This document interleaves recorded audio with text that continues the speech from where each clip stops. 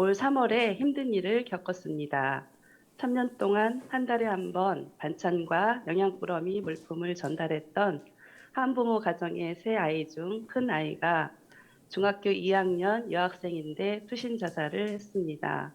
아이의 유서에는 엄마를 사랑한다, 고맙고 미안하다라고 쓰여 있었고, 알코올 중독으로 폭력을 가했던 아빠는 자신과 엄마의 인생을 망친 악마라며 저주를 퍼붓는 내용이었습니다. 엄마의 가정도 이혼 가정이고 친인척도 없이 아이의 장례를 치루어야 해서 엄마와 함께 장례 절차를 밟았고 사무제와 사식구제도 함께 했습니다. 학교 선생님들과 시댁과의 갈등 속에서 원만하고 차분하게 장례가 이루어지도록 도왔습니다. 두렵고 힘든 엄마가 함께 있어주기를 요청하였습니다. 저는 아이를 보내고 지금도 마음이 문득문득 슬프고 아픕니다. 살릴 수 있었을 텐데 어디에서 놓쳤을까 자책하는 마음도 많습니다. 아이의 죽음을 헛되이 하지 말자라는 마음으로 힘을 내기도 하지만 모래알을 쥐었다 놓은 것처럼 맥이 풀리기도 합니다. 적어도 내 주변에 자살하는 사람은 없도록 해야겠다는 마음이 있어 행복시민 모임 활동을 더 열심히 했던 것 같습니다. 행복시민 모임 활동을 하며 이런 일이 더 이상 생기지 않게 하려면 어떻게 해야 좋을지 여쭙고 싶습니다. 그리고 우리가 돕고 있던 가정에 이런 일이 생겼을 때 지원 담당은 어떤 마음으로 임해야 하고 행복 시민들을 어떻게 보호해야 하는지도 가르침을 받고 싶습니다. 네. 첫째, 그런 가정을 지금까지 돌보고 또 이런 사고가 난 뒤에도 지금까지 이렇게 함께 해주신 거에 대해서 잘 하셨고요. 이 자리를 빌어서 이런 활동을 하신 여러분들께 진심으로 감사 말씀을 드립니다. 그런데 그럼에도 불구하고 지금같이 지금 질문자가 말한 그런 관점에 서면 여러분들이 자기는 이제 한 가정만 책임져야 되는 거예요. 그러니까 그 사람만 그 집 지금 혼자 살면서 애 남은 둘이 키우는 그 여성만 그 두 아이하고 케어하는데도 자기 일생을 바쳐도 끝이 나기가 어렵다 이런 얘기예요. 왜 그러냐면 우리가 애 한둘 낳아서 지금 평생 자기 인생을 그 아이들과 집안에 여러분들이 지금까지 헌신해 왔지 않습니까? 그래도 해결이 안 되잖아요. 끝이 안 나지 않습니까? 어릴 때는 어려서 문제고 크면 커서 문제고 결혼하면 결혼해서 문제고 또 결혼하면 나중에 또 형제간에 싸워서 문제고 재산 싸움하고 늘 우리가 겪는 문제 아니냐. 그렇기 때문에 여러분들이 이 일을 지속적으로 하려면 이 세상의 문제를 하나하나 다 해결해 줄 수는 없다는 거예요. 그리고 어떤 거를 끝까지 책임져 준다. 이런 것도 실제로 우리가 불가능합니다. 우리는 어떤 계기를 마련해 준다. 예를 들면 자립적이지 못하면 자립할 수 있는 초기 지원을 해준다. 이런 정도만 생각을 해야 여러분들이 한 사람만이 아니라 여러 사람을 또 앞으로도 10년, 20년 지속적으로 활동을 할 수 있게 된다. 안 그러면 여러분들이 그냥 가정사로 돌아가는 것과 똑같다. 이런 얘기예요. 그러니까 결혼하면 더 하는 거하고 똑같다. 가족 하나 더 만드는 거하고 똑같다. 거기에 너무 집착을 하게 되면 그래서 자기들 지금 해준 것만 해도 충분히 해준 거예요. 그런 한부모 가정에 대해서 관심을 가져줬고 또 사고가 자살을 해서 엄마가 힘들 때 같이 있어줬고 또 제도 지내줬으면 됐다. 앞으로도 이런 일이 그 집에 어려운 일이 있으면 관심을 갖고 돌봐주면 된다.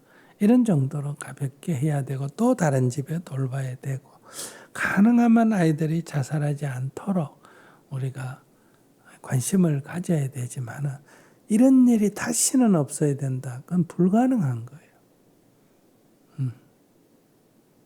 그런 일이 자기 주변에 안 일어나야 된다 하면 이런 사람을 자기가 안 만나면 돼요. 그러나 우리 사회에서는 이미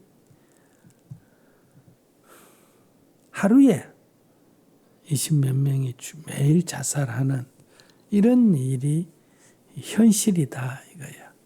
하루에 전에는 뭐 40몇 명까지 올라갔다가 점점 좀 떨어져 가지고 지금 26명인가 8명인가 뭐 이렇게 좀 떨어졌는데 이런 것이 매일 지금 수십 명이 하루에 죽는 일이 일어나고 있다 이런 얘기.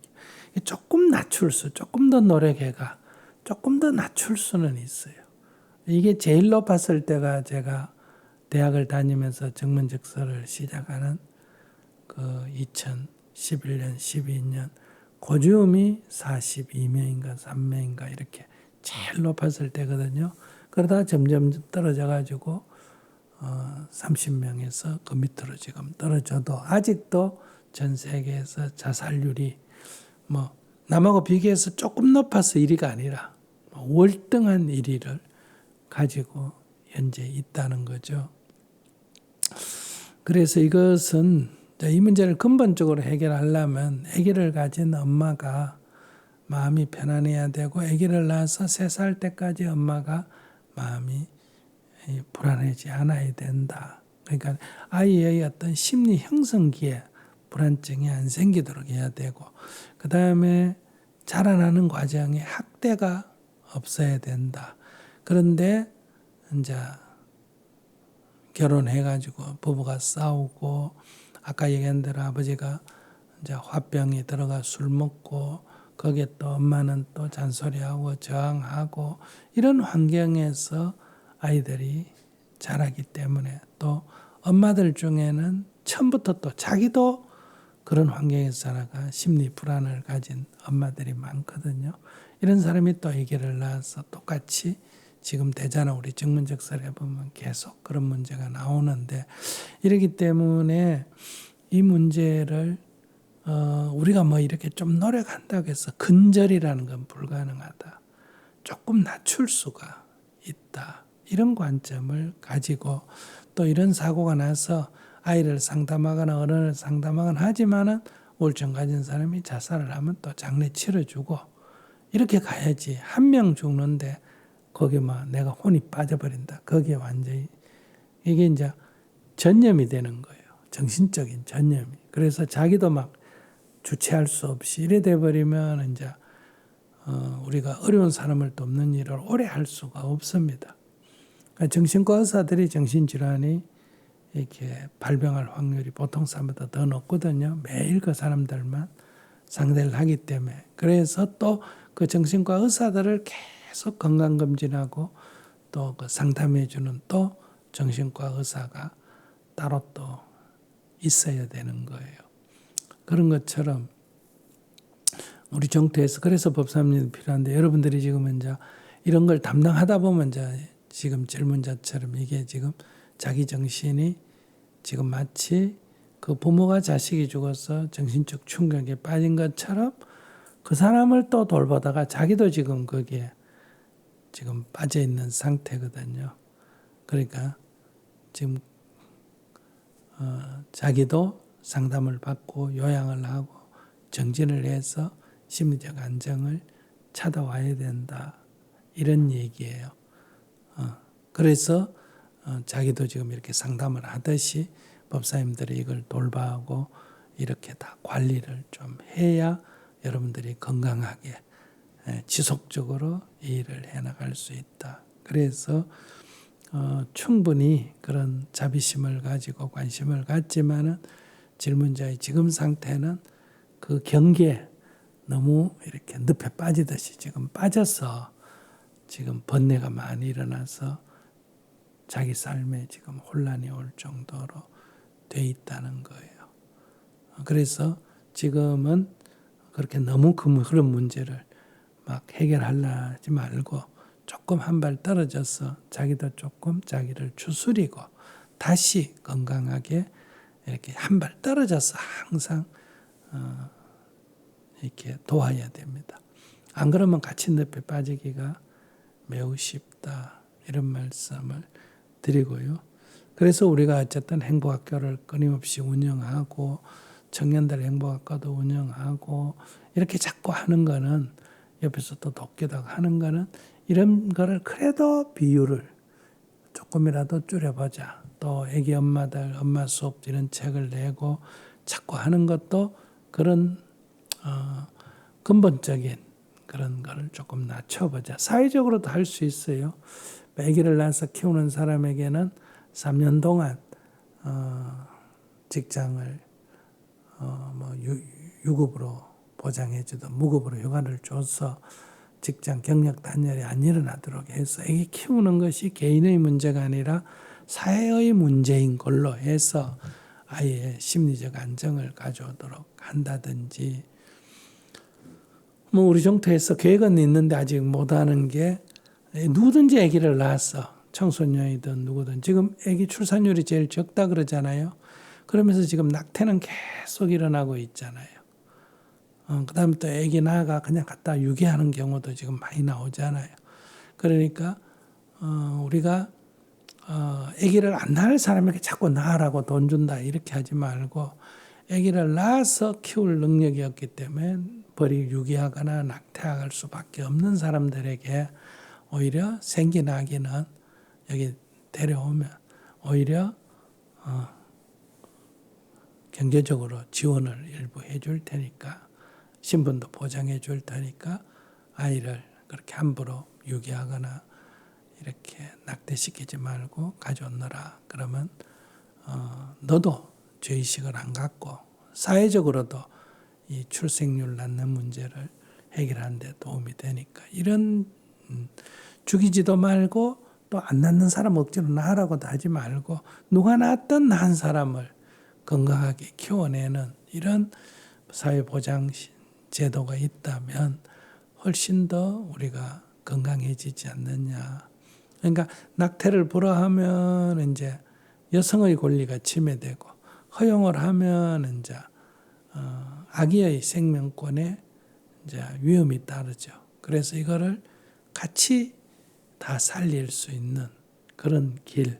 그러니까 원치 않는 임신을 해서 아기를 가졌다면 아기를 낳아서 주고 자기는 거기 책임 안 져도 되도록 하면 오히려 이제 그러면 그 아기를 키우는 이제 비용이라든지 사회적인 관심이 굉장히 많아야 되겠죠. 이런 문제들을 해결하는 게 이제 이건 사회적으로 해결해야 되지만은 우리가 하나의 모델을 만들고 그래서 제가 생각한 거는 시설을 만들고 여러분들이 입양해라 하면 지금 부담이 되잖아요. 그러니까 맹인은 입양을 하고 키우긴 여기서 키우더라도 여러분들이 입양을 해서 법적으로 부모가 대주고 과원에서 키우면 얘들이 커서 또 열등의식을 갖게 되거든요. 그래서 키우는 거는 이쪽에서 키우더라도 입양을 해서 이제 우리가 내 자식이라도 이렇게 바쁘면 남한테 맡겨놓을 수가 있잖아요. 그런 어떤 제도 같은 걸 만들어서 거기에 따른 뭐 경비라든지 관심사 어떤 사람이 보험을 하면 좋은지 이런 샘플이 있어야 사회적으로도 또 그걸 받아들일 수가 있는 문제이기 때문에 어쨌든 이렇게 해서 우리가 아이들을 건강하게 키우는 게 매우 중요하고 두 번째는 이제 이 대부분 다 가정에서가 근본이에요. 근데 아까도 아버지가 그렇게 술 먹고 행패 피우고 이제 뭐 또 일부에서는 또 성추행하고 이런 것들이 이제 자라는 아이들에게 엄청난 정신적인 충격을 주고 있는 거거든요. 그래서 이런 문제는 우리가 같이 지금 우리가 하려는 건 다 그런 일이니까 그러나 거기에 너무 빠지지는 마라 이런 말씀을 좀 드리고 싶습니다. 네. 제가 경계의 늪에 빠져 있다는 것을 확실하게 알았고요. 경계의 늪에 빠지지 않도록 정진하고 지속 가능한 도움이 되도록 하겠습니다.